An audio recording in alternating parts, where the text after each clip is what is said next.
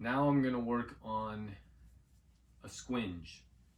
Squinge really is the squat hinge, so those two elements come into play with the squinge.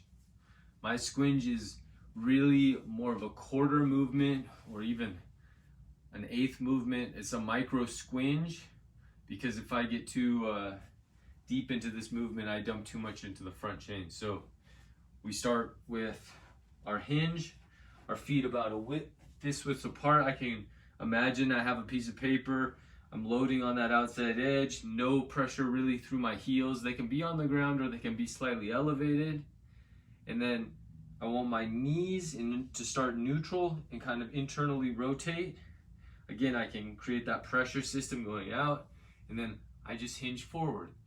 Now what I want is to create length through my hammies, keeping this back straight and activating my glutes and creating length through my hamstrings. So my hinge kind of looks like this.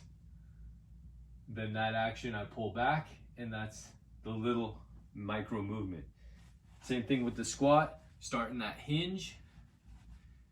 Now instead I hinge there, now I just squat here. What I'm trying to do again, maintain pressure on my backside through my hamstrings, glutes, lower back straight, chest up, eyes looking forward, and I'm just squatting right here. We're not loading a bunch into the front, really pulling it back into that backside, into this little squat.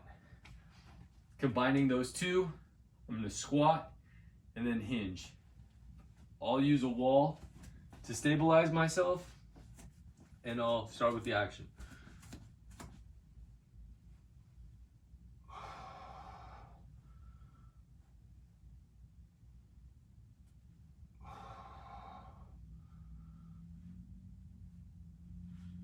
And I just kind of flow through that action. I can go at a slower pace, a little bit pulsing, and I kind of can scrub out that action. I feel a lot of activation in my hamstrings, my glutes, and some pressure builds in my lower back.